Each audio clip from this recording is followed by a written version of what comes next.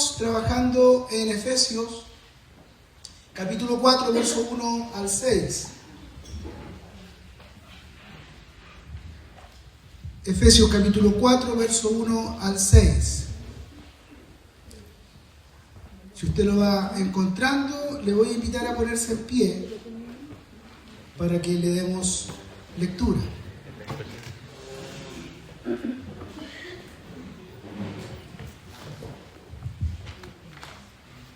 Amén. Le doy lectura en el nombre del Señor Jesucristo. Yo pues, preso en el Señor, os ruego que andéis como es digno de la vocación con que fuisteis llamados, con toda humildad y mansedumbre, soportándonos con paciencia los unos a los otros en amor, solícitos en guardar la unidad del Espíritu en el vínculo de la paz. Un cuerpo y un espíritu, como fuisteis también llamados en una misma esperanza de vuestra vocación, un Señor, una fe, un bautismo, un Dios y Padre de todos, el cual es sobre todos y por todos y en todos. Amén. Amén. Puede tomar asiento. Claramente, como lo dije, hemos partido una serie que nos va a hablar acerca de lo profundo que es el llamado bíblico, el llamado de Dios a la vida de la iglesia con respecto a esta unidad que nosotros debemos vivir, que debemos mantener. Y claramente nos dábamos cuenta la semana anterior, cuando partíamos ahí en el Evangelio de Juan, en el capítulo 17, que la unidad de la iglesia no es algo secundario, no es algo que a Dios le interese menos. En realidad podemos decir que es algo que le interesa muchísimo. O sea, Jesús, antes de ir a la cruz, en los momentos más complejos, Él hace una oración. Y fue la que revisamos en la semana anterior. Padre, no te ruego solo por estos, sino también por los que han de venir, para que sean uno, como yo y tu Padre somos uno, y para que de esa forma, al ver el mundo, y estoy parafraseando el texto, al ver el mundo, la unidad que hay en ellos, entonces ellos puedan dar testimonio de mí. Y podíamos ver entonces que, primero, que para Jesús, la unidad nuestra, primero maravilloso poder ver ahí al Dios Hijo orando al Dios Padre, y nosotros escuchando esa oración que está orando por nosotros. No solo oro por esto, por los que estaban ahí en ese minuto con Él, sino que oro por aquellos que han de venir, y esos que habían de venir éramos nosotros. Y ahí nos muestra en el fondo que la unidad está en la naturaleza misma de Dios. El Padre, el Hijo y el Espíritu son uno, y eso debe ser el reflejo de la iglesia. O sea, si nosotros somos la iglesia de Cristo, si somos una iglesia que somos embajadores del Señor en este mundo, si somos embajadores de esta Trinidad maravillosa, bueno, el Padre, el Hijo y el Espíritu Santo son uno siempre. No hay ninguna dificultad entre ellos, no hay ninguna división entre ellos. Por lo tanto, nosotros debemos reflejar eso. Y en el mundo en el que vivimos hoy día, en un mundo que cada día se fragmenta más en todos los órdenes políticos, sociales, económicos, entonces la iglesia debe trabajar mucho más fuerte para poder mantener la unidad. Y digo al tiro mantener la unidad porque la unidad nuestra no es una unidad que nosotros tenemos que crear, es una unidad que hemos recibido. Nosotros hemos sido unidos a la familia de Cristo en Cristo. No tenemos que crear la unidad. Nosotros no partimos de la base de que tenemos que lograr unirnos. No, ya fuimos unidos. Lo que tenemos que hacer ahora es el trabajo de mantenernos unidos. Pero hemos sido unidos al cuerpo de Cristo. ¿Y cuáles son las situaciones que afectan cada vez en la vida nuestra y en la vida del mundo entero, de la gente, de la sociedad? Las diferencias de opinión, las heridas, los orgullos, el individualismo, la falta de perdón, la competencia, el aislamiento de unos con otros. Entonces, vemos aquí en esta carta que escribe el apóstol Pablo a los Efesios, que no solamente enseña doctrina, y vamos a poder ver que los primeros 3 capítulos el apóstol Pablo está enseñando doctrina.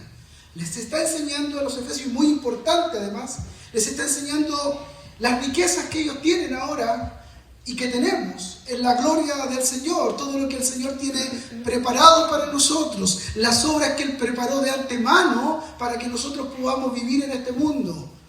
¿Dónde estábamos antes? Pero ahora el Señor nos ha cambiado a este reino glorioso de luz.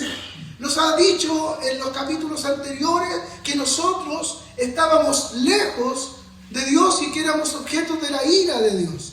Sin embargo, por la gracia del Señor hemos sido llamados y ahora somos hijos del Señor. Entonces Él enseña esta doctrina en los 3 primeros capítulos, y a partir del capítulo 4 hasta el capítulo 6, Él está enseñando cómo se vive la doctrina de los 3 primeros capítulos en forma práctica. Y parte con estos versículos que hemos leído nosotros.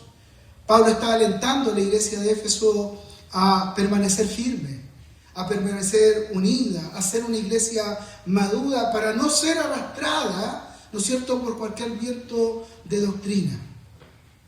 Y aquí existe esta frase que es muy importante y que le va a dar sentido a lo que nosotros vamos a compartir hoy día. Que andéis como es digno de la vocación con la que fuisteis llamados. Si hay algo que debe caracterizar la vida de la iglesia, la vida de nosotros como cristianos, es la unidad. Y es probable que tengamos muchas cosas en común y puede que otras cosas no tengamos en común, pero lo más importante que sí tenemos en común y que debe ser el centro de nuestra unidad es Jesucristo. Ahí está el centro. Un mismo Señor, una misma fe, un espíritu, una misma esperanza. Muchas veces hablamos de la identidad, a veces lo hablamos mucho con los jóvenes, le hablamos acerca de la importancia de que tengan una identidad clara en Cristo, porque ellos se van a enfrentar a muchas situaciones en este mundo, van a luchar con el sentido de pertenencia. Entonces les decimos a ellos, generalmente los reforzamos más a que tengan una identidad clara. Pero nosotros también, nosotros como cristianos, nosotros los adultos también debemos trabajar. Muchas veces cuando hablamos de identidad nos identificamos más con otras cosas que son secundarias, no sé, el país donde hemos nacido, o el oficio o la profesión que tenemos, nuestras capacidades, un montón de cosas que no están mal, digamos, pero que no son tan importantes como la identidad que nosotros tenemos en Cristo. Porque esta identidad es lo más importante que el creyente debe tener y entender para poder vivir dignamente conforme al llamado de Jesús.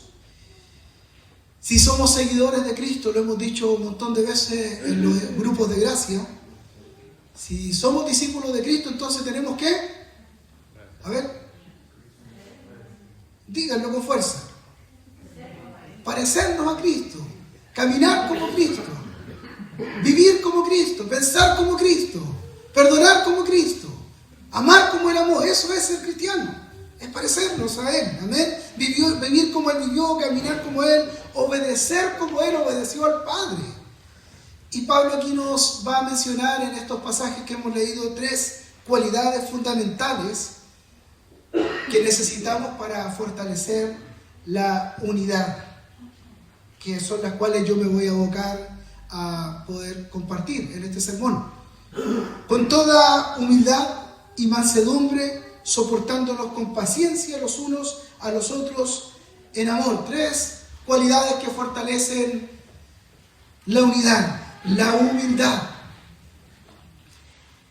La humildad, con toda humildad, dice el texto. Y literalmente, aquí cuando está hablando de humildad, que a veces nosotros tendemos a confundir, este concepto de humildad tiene que ver con una humildad de mente, de corazón. Pablo comienza con esta palabra y comienza con esto porque significa reconocer que nosotros, cada uno de nosotros no es perfecto, que tenemos debilidades, que tenemos limitaciones. Es vivir con una actitud sencilla, sin creernos superior a otros. Y Pablo ha dicho en los primeros 3 capítulos de esta carta, y ahora entra en estos versículos en el capítulo 4, nos está diciendo, ustedes antes eran objetos de la ira de Dios. Ustedes estaban perdidos, ustedes estaban desechados, ustedes no eran hijos, estaban lejos. Y nos ha venido reforzando y nos ha venido diciendo, pero, ¿no es cierto? Pero gracias a la misericordia de Dios, gracias al amor de Dios, ustedes han venido a ser hijos, han sido alcanzados. Nos ha dicho en el capítulo 2, versículo 8 y 9, porque por gracia ustedes han sido salvos. Por medio de la fe, esto no de vosotros, pues es un don de Dios, no por obras, para que nadie se gloríe. Nos ha venido dejando el cuadro claro, y ahora entra en el capítulo 4 y nos está hablando, ustedes que anden conforme al llamado, a la vocación con la que hemos sido llamados, con toda humildad. Y entonces es interesante porque Él les está diciendo, si ustedes entienden claramente de dónde han sido sacados, si ustedes entienden claramente que eran pecadores perdidos, si ustedes saben realmente de dónde el Señor ha hecho la obra, entonces manténganse en ese llamado, en esa vocación y sean humildes. Sean humildes. No se confundan en esto. No porque hoy día el Señor les ha llamado, no porque hoy día ustedes quizás probablemente tengan una vida mucho más ordenada, no pierdan la humildad, porque ha sido Dios que por gracia y solo por gracia y misericordia les ha llamado a la salvación. A veces nosotros confundimos la humildad, la confundimos con otras cosas. La confundimos con la timidez, la confundimos con la pobreza, con alguien que habla poco, pero no tiene que ver con eso, por lo menos aquí en esta palabra, humildad, en el original está hablando de otra cosa, está hablando de una cosa interna, del corazón. El verdadero significado de humildad tiene que ver aquí con una humildad de la mente, con un corazón rendido. Está hablando de una forma de vivir, de una forma como nos relacionamos con los demás. Porque claramente una persona puede aparentar humildad exterior y aún así puede tener un corazón lleno de orgullo, un corazón lleno de arrogancia, de soberbia.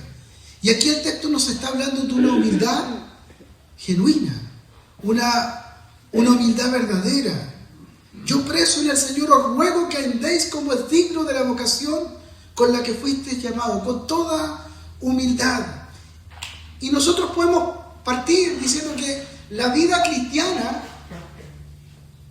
nace en la humildad, porque es la humildad la que nos lleva a reconocer que necesitamos de un Salvador. Si alguien llega arrogantemente, si alguien llega con soberbia, la palabra del Señor dice que a los soberbios, a los orgullosos, Dios los resiste. No hay posibilidad. Pero cuando nosotros fuimos alcanzados, cuando el Señor nos llamó, claramente lo que hubo en nosotros en ese minuto, en nuestro corazón, fue humildad. Fue reconocer delante de Dios que necesitábamos el Evangelio. Reconocer que estábamos en una bancarrota espiritual. Que no teníamos cómo, que no sabíamos, no podíamos, estábamos lejos. Pero tuvimos que reconocer. Por eso es que Mateo en las bienaventuranzas dice: bienaventurados los pobres de espíritu, porque de ellos es el reino de los cielos. Bienaventurados los pobres de espíritu. En algún momento de nuestra vida, para entrar al reino de Dios, tuvimos que reconocer en humildad que estábamos absolutamente en bancarrota, que no podíamos hacer nada. Todo aquel que es salvo, aquel que es un hijo de Dios, es porque ha reconocido su condición pecaminosa y su necesidad absoluta de la gracia.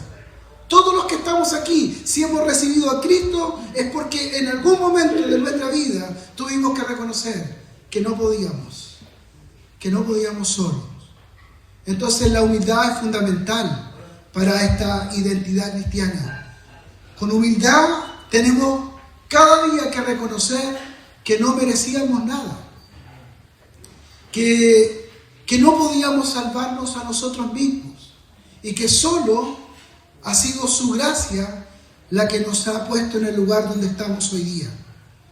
El apóstol Pablo decía ahí en Gálatas capítulo 2, verso 20, con Cristo estoy juntamente crucificado. Hermano, no somos nosotros. Hermano, no son nuestros méritos. Ha sido Cristo obrando en nuestra vida. Y no solo obrando antes, sino que Cristo obrando todavía en nosotros. Y eso no se nos puede olvidar. No podemos pasarnos al otro lado y creer ahora que nuestra vida, porque lo que hacemos, por lo que yo desarrollo en la vida de la iglesia, entonces tenemos méritos suficientes y Dios entonces me tiene ahí porque yo he hecho las cosas bien. Hermano, sigue siendo gracia de Dios. Sigue siendo misericordia de Dios. Así como entramos al reino con humildad, reconociendo nuestro pecado y fuimos salvados, asimismo debemos caminar, dice el apóstol Pablo, de acuerdo, dice aquí la palabra, así que andéis dignos de la vocación con que fuiste llamado, con toda humildad. La humildad es necesaria para poder crecer espiritualmente. Imagínese usted a alguien que deja de ser humilde después que ha sido salvado, entonces ya no tiene nada más que aprender, no tiene nada más que avanzar, está listo, está al tope.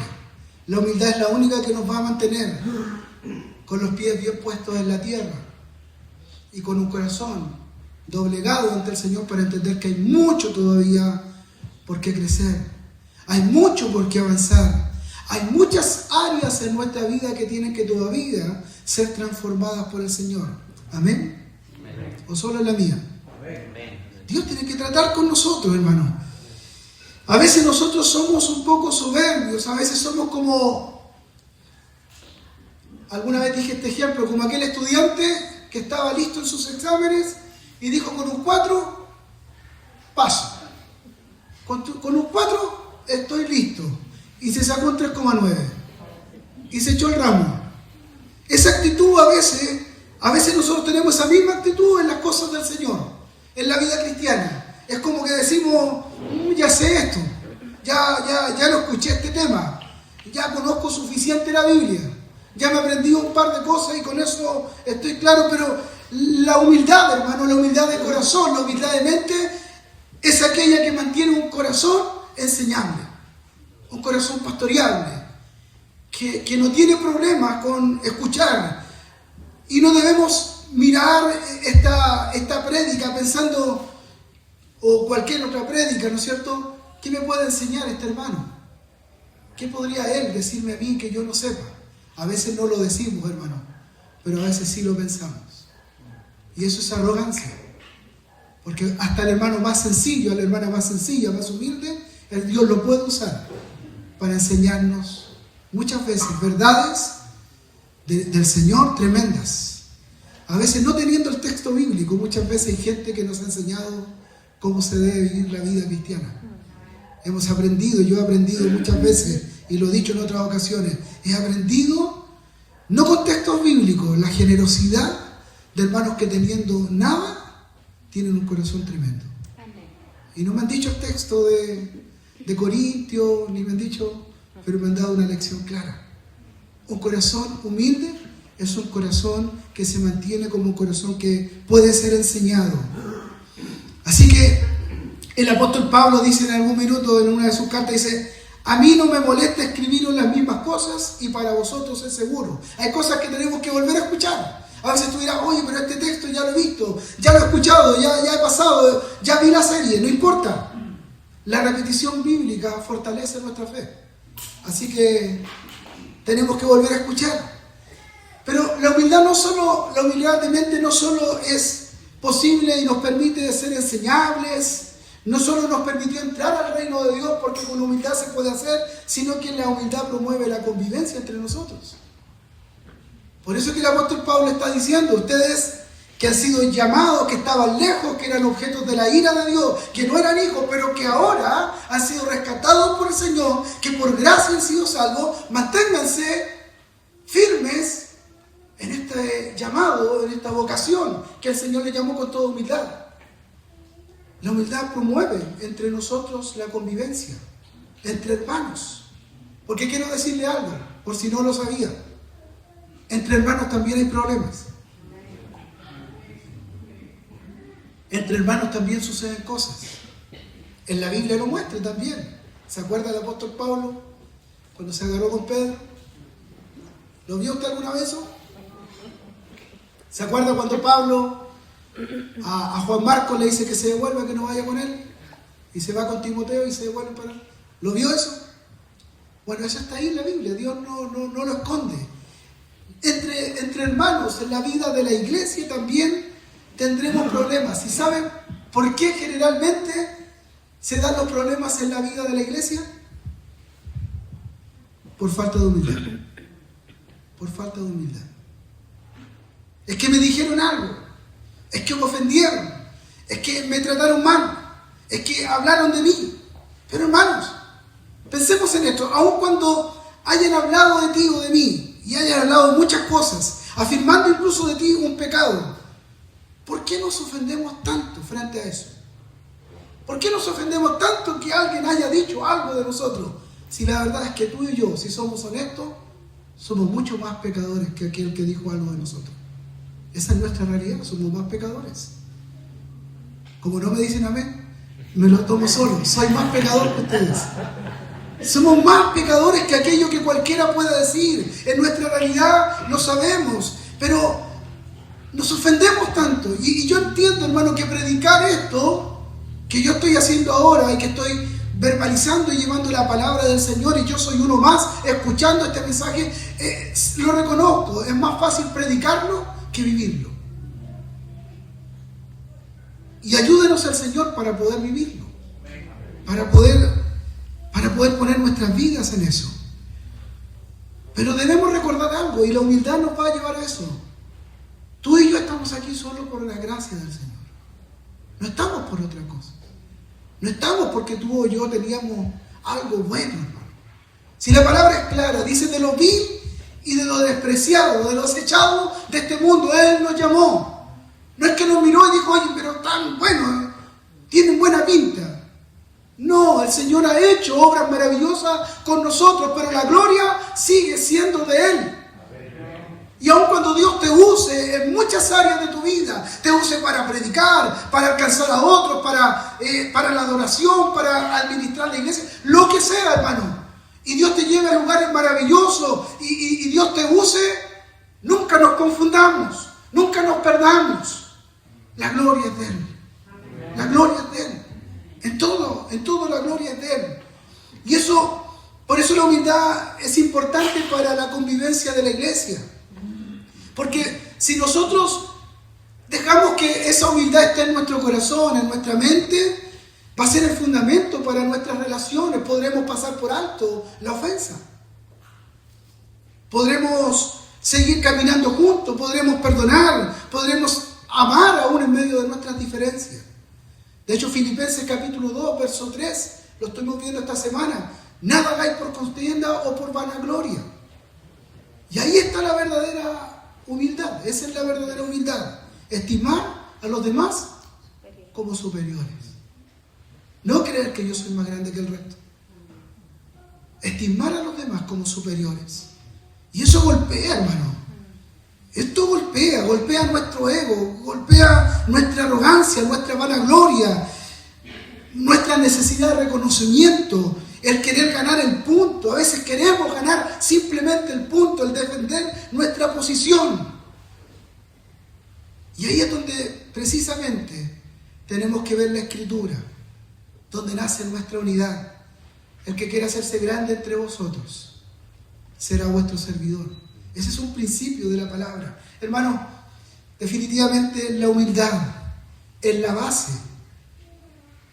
Es fundamental para poder mantener nuestra unidad en Cristo. Ayúdenos el Señor en eso. Amén. Ayúdenos al Señor. Rogamos a Cristo y a su Espíritu Santo que pueda obrar en nuestra vida. Rogamos al Señor que eche abajo todas nuestras soberbias, nuestros orgullos. Porque lo único que hacemos manteniendo nuestro orgullo nuestra postura, nuestra forma, es afectar la vida de la iglesia y por ende el testimonio del Evangelio. Porque el Evangelio, Cristo lo dijo, ahí en Juan 17. Padre, que te ruego por esto y por los que han de venir, para que sean uno como yo y tú y el Padre somos uno, para que así también den testimonio de mí. O sea, una iglesia desunida no está dando testimonio de Cristo. O sea, podríamos salir a predicar y gastarnos ahí afuera, pero si estamos desunidos, el Evangelio no está siendo testificado correctamente. Así que Dios nos ayude en poder ser humildes. Amén. Mansedumbre. Dice el texto ahí: yo pues, preso en el Señor, os ruego que andéis como es digno de la vocación con la que fuiste llamado, con toda humildad y mansedumbre. Con toda humildad y mansedumbre. ¿Qué significa ser manso? ¿Qué significa? Yo puse aquí busqué, digamos, alguna significado, obviamente de acuerdo al texto, de acuerdo a lo que dice. La mansedumbre es la capacidad de mantener la calma y el control aún cuando otros nos ofenden o nos hacen enojar. Oh, qué difícil esto. ¿Cuántos de los que están aquí prenden con agua?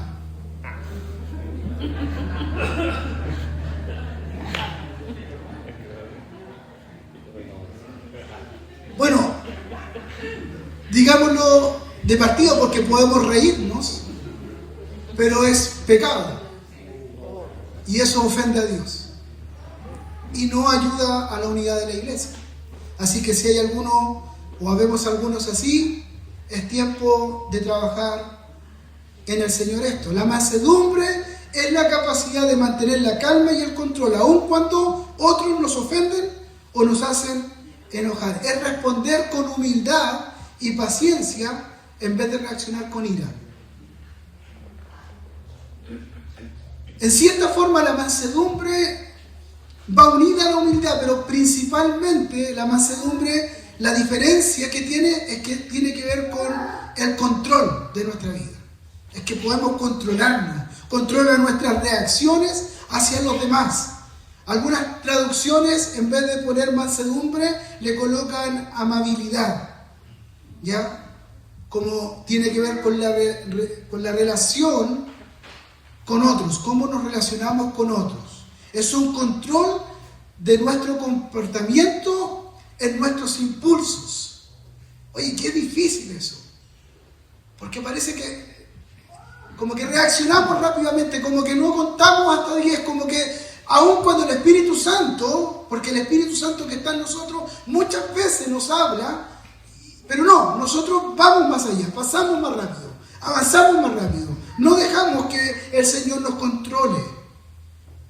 Y lo primero que yo debo decir acerca de lo que es ser una persona mansa o tener mansedumbre es que no es ser débil. Alguien podría creer que alguien débil es alguien que tiene mansedumbre. No es así. Por el contrario, Proverbios capítulo 16, verso 32 dice: mejor es el lento para la ira que el poderoso. O sea, aquel que tiene capaz de refrenarse, aquel que tiene capaz de frenar, de parar frente a una situación, dice aquí el texto: mejor es el lento que, dice, para la ira que el poderoso, y el que domina su espíritu que el que toma una ciudad. O sea, la mansedumbre, a la luz de los ojos de nuestro Dios, claramente es fruto del Espíritu. Ser manso es todo lo contrario a ser débil, porque justamente un débil es aquel que no tiene la capacidad de poder refrenarse, sino que salta, dice, justamente porque es débil. El que es manso, el que tiene de parte del Señor este fruto del Espíritu, conlleva en él una tremenda fuerza, un gran dominio propio, y es algo que no es natural en nuestra vida. Por eso es que es un fruto del Espíritu. No es ser débil, es al revés, es ser fuerte bajo control. ¿Bajo el control de quién? Del Espíritu Santo. O sea, usted puede ser fuerte ser una persona que el Señor lo ha caracterizado con la palabra y todo lo demás, pero usted puede ser manso. Usted puede dejar que toda esa fuerza sea controlada por el Espíritu Santo para no reaccionar de forma equivocada, para no reaccionar de forma airada, para no tener una actitud incorrecta frente a tu hermano, incluso aquel que te puede estar ofendiendo, incluso aquel que te está afectando. Pero tú puedes tener esa mansedumbre, ese temple, ese dominio para poder actuar como corresponde. La palabra aquí utilizada en el texto acerca de mansedumbre transmite la idea de una fuerza sometida al control de Dios. En el fondo tú eres una persona fuerte, pero Dios es quien controla tu vida. Viene esta palabra de la raíz y muchos lo hablaban o lo dicen, que tiene que ver con la palabra de, por ejemplo, cuando se dice de amansar un caballo. Usted sabe que un caballo que no ha sido amansado es un animal, ¿no es cierto?, que va desenfrenado de un lugar a otro, pero cuando ese caballo ha sido amansado, entonces ahora ha sometido la voluntad de su dueño. Tiene la misma fuerza, el caballo sigue siendo un animal con mucha fuerza, sin embargo ahora alguien lo toma de las riendas y lo puede llevar hacia donde quiere. Así debiera ser nuestra vida en el Señor. Así, tal cual. Y siguiendo el mismo ejemplo, esas riendas las tiene Cristo. Y Cristo debiera dominar el control de todas nuestras acciones.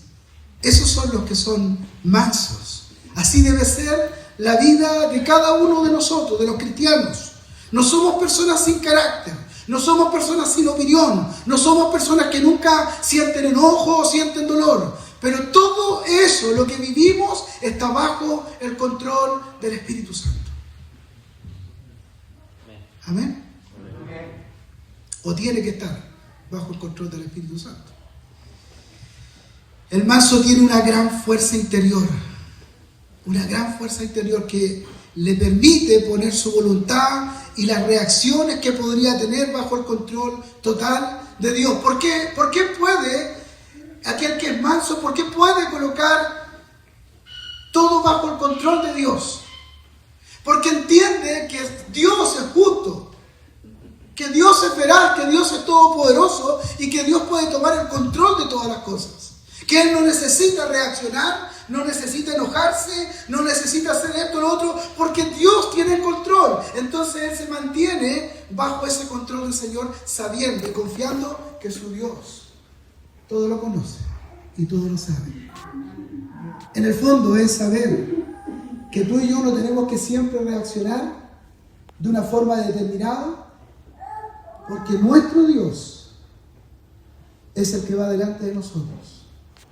De hecho, la palabra dice que Él es quien pelea nuestras batallas. Debiéramos descansar en el Señor.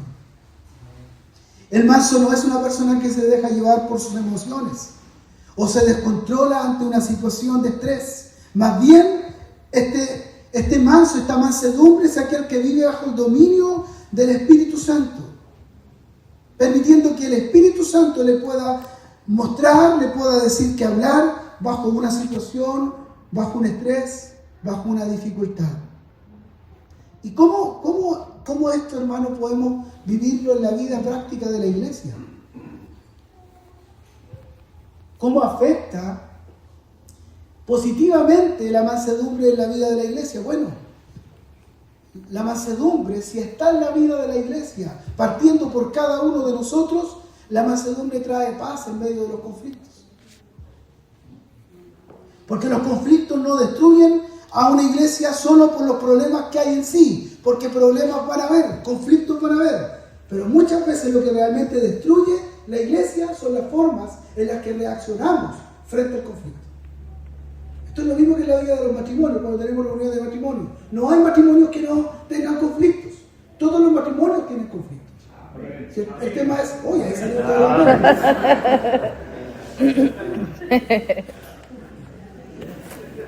No, y fueron puramente hombres. Hay reunión de matrimonio el 20 de junio, para que no noten. El 20 de junio vamos a tener reunión de matrimonio porque parece que hay problemas. El problema es cómo reaccionamos frente a las situaciones. Una palabra dicha con ira puede a veces herir mucho más que el problema original. A veces hay una problemática sencilla, pero una respuesta incorrecta. Una respuesta dicha con rabia, con ira, puede herir mucho más profundamente y va a generar un caos más grande. ¿Cuántas veces pasa algo tan simple como un hermano, por ejemplo, no te saludó? No te saludó y lo interpretaste y le diste rienda suelta a tu imaginación, porque así somos. No, es que no me saludó seguramente por esto y esto, por lo tanto yo no lo saludo más y no terminamos, hermano, porque ¿qué se cree? ¿Por qué seguramente me está mirando el menos? A veces, hermano, nuestra mente va mucho más allá. Alguien que no me tomó en cuenta mi opinión, es que no me invitaron, es que no me dieron las gracias, cambiaron algo y no me preguntaron a mí. Y usted añádale todas las que usted quiera ahí. Y si no hay mansedumbre, ¿sabe? Esto crece como una bola de nieve. Y se genera en un caos. Algo que era simple, algo que era sencillo, algo que podíamos conversar, algo que podíamos lograr en amor, en humildad, en mansedumbre, podíamos resolverlo, se generó en un caos.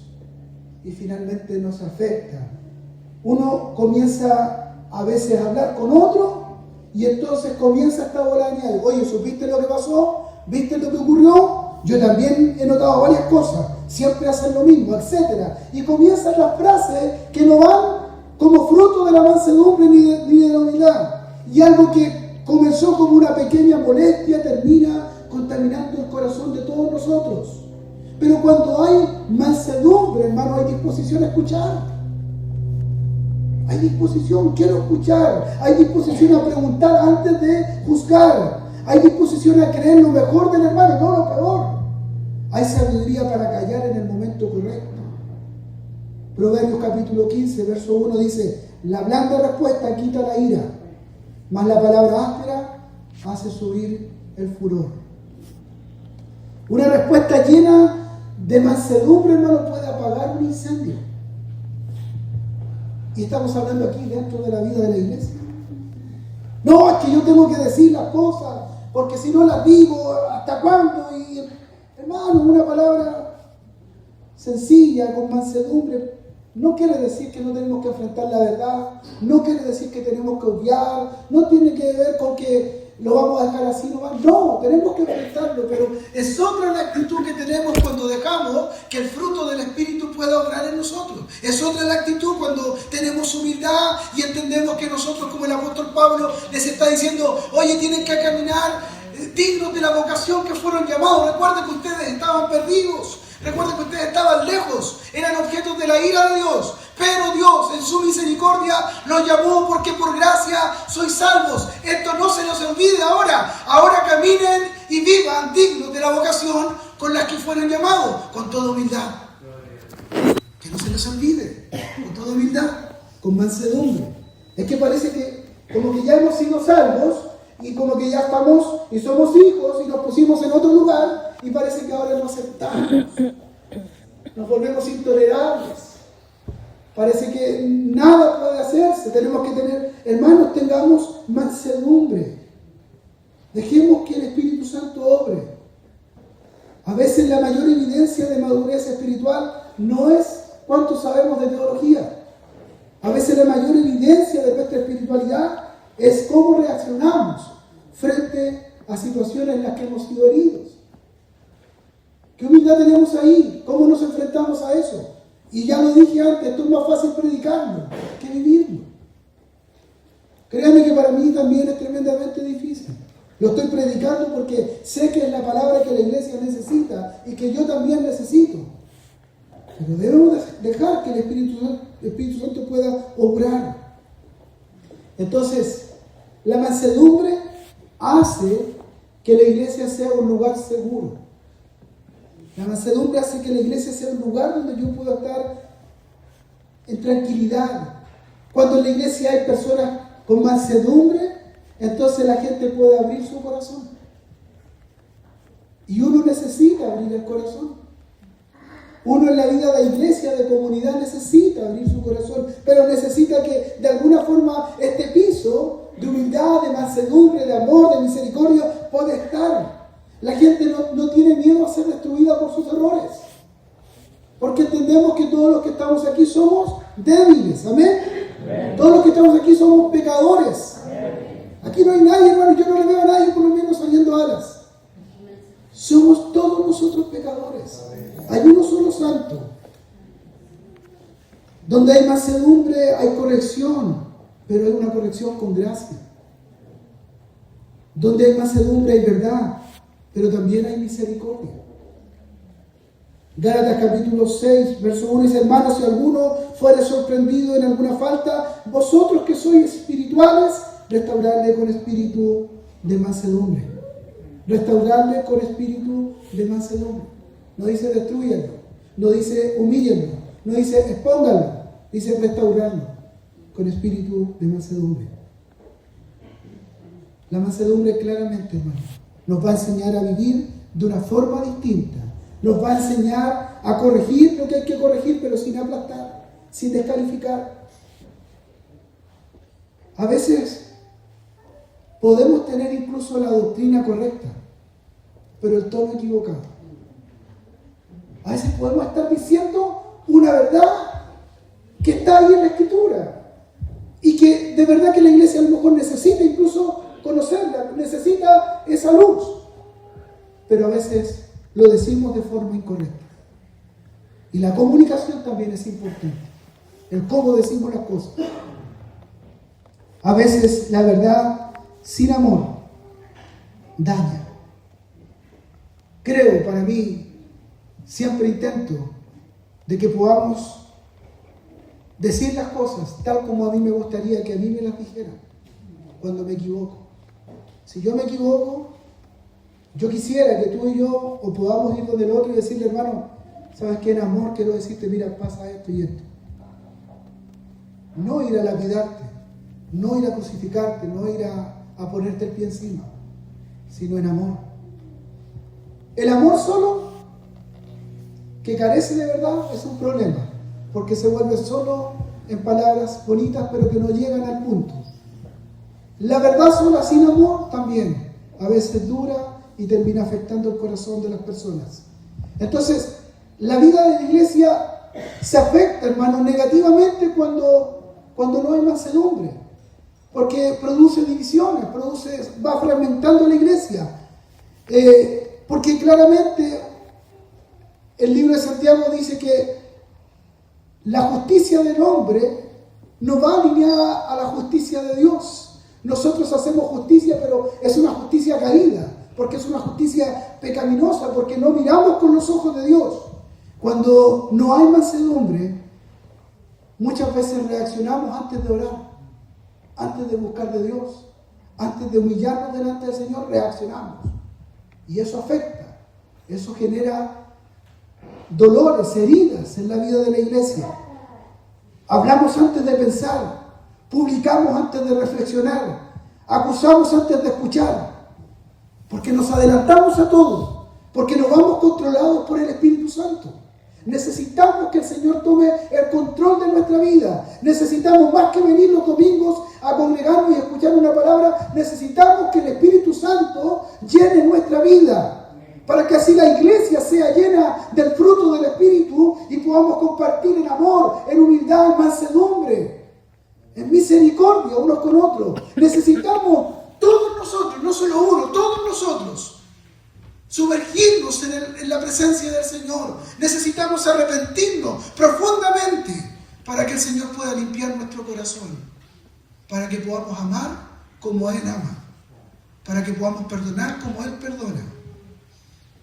El problema es que muchas veces justificamos nuestras reacciones. En vez de pedir perdón, en vez de bajar, no, justificamos nuestras reacciones diciendo: es que yo soy así, es que yo digo las cosas de frente, es que yo tengo carácter, es que yo tengo firmeza. Hermano, una cosa es tener firmeza y otra cosa muy distinta es tener un corazón sin el dominio del Señor en tu vida.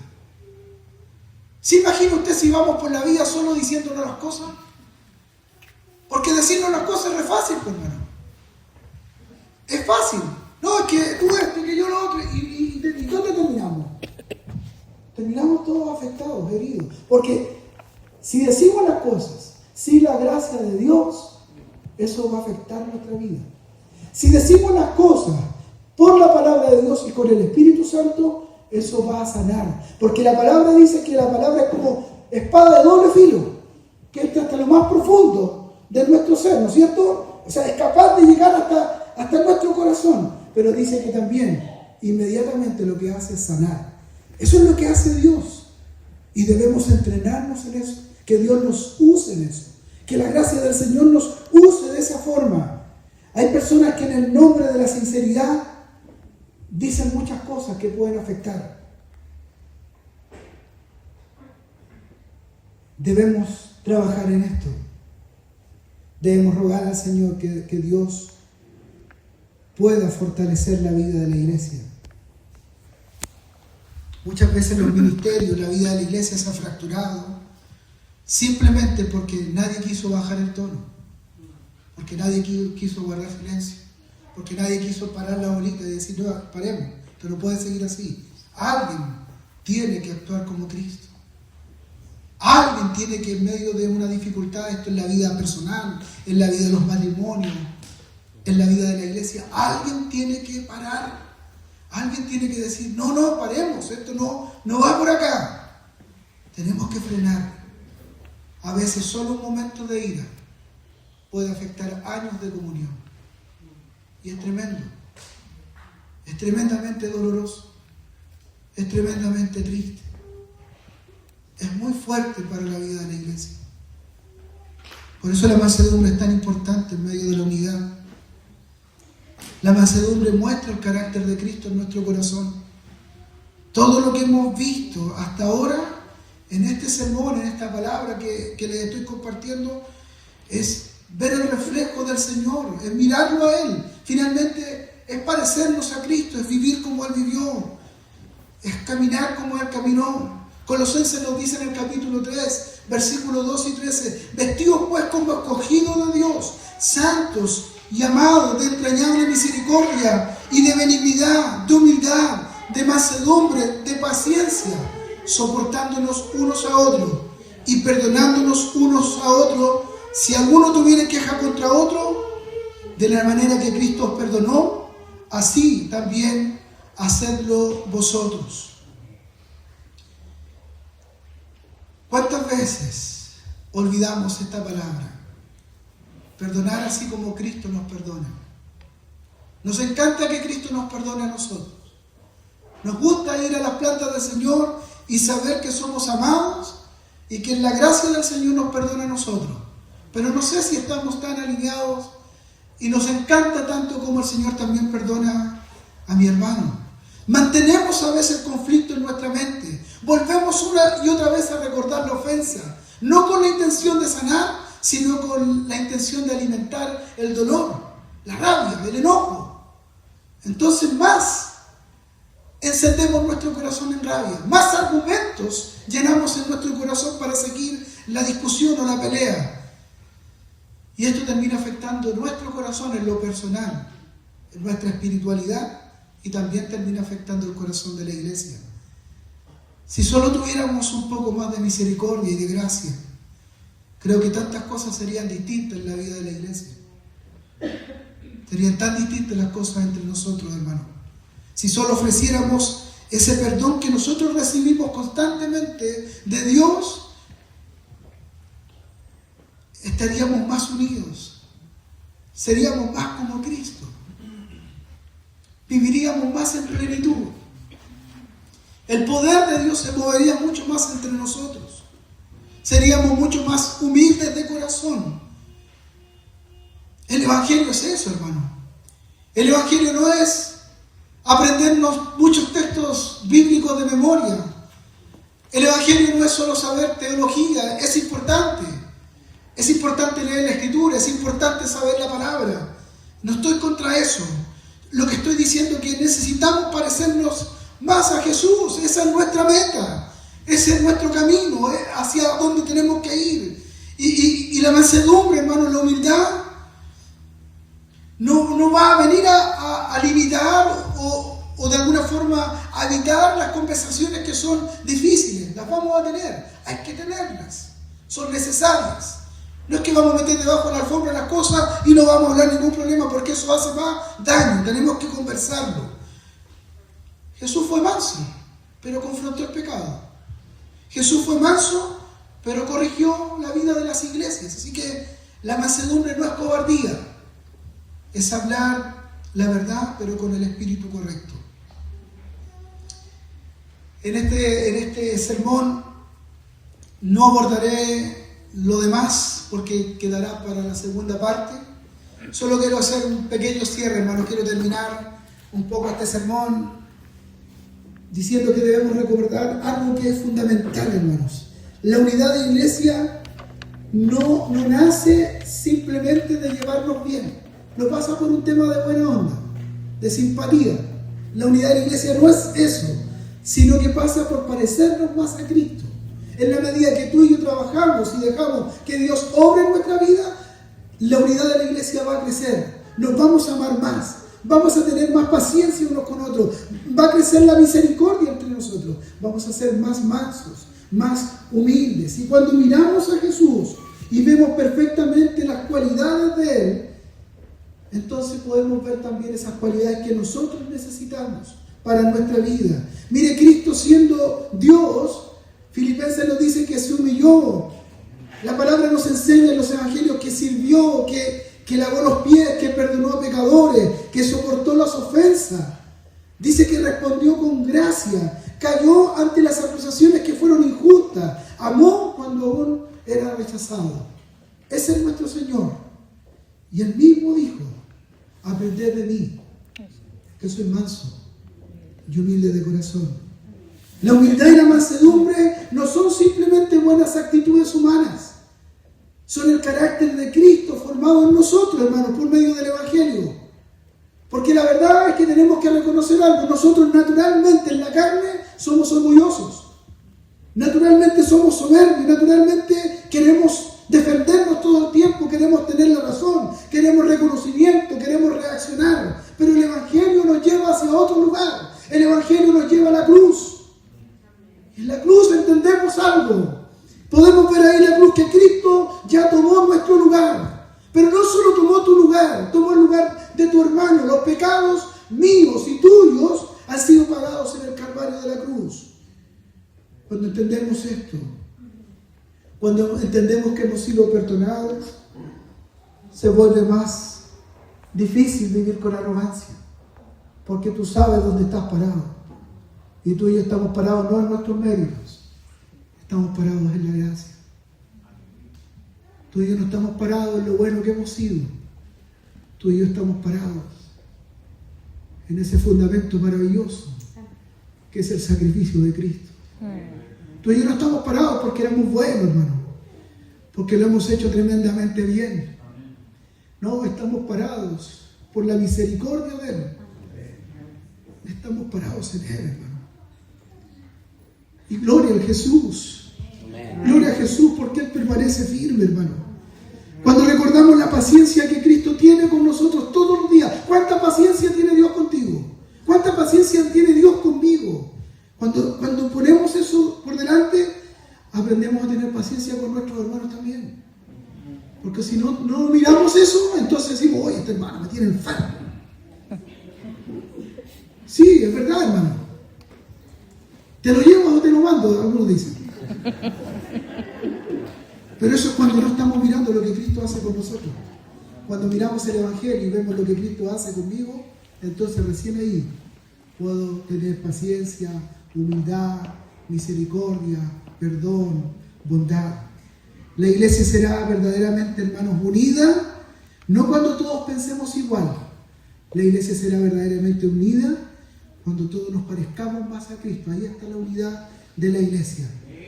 Por eso cuando estamos ahora cerrando este tema, hermano, este diálogo de este sermón, quiero dejar tu corazón preparado para la próxima semana, para que podamos seguir profundizando en esto de la mansedumbre, de la paciencia, porque no puede haber una unidad verdadera en la vida de la iglesia si sigue reinando el orgullo. Es algo que tenemos que desarraigar, extirpar. Es un cáncer en nuestro corazón. Y no pienses cuando no estés pensando en el corazón del otro. Es un cáncer en mi corazón y en tu corazón. Y debemos pedir al Señor que rápidamente, urgentemente, ahora, Señor, necesitamos que tú puedas comenzar a reinar en nuestra vida.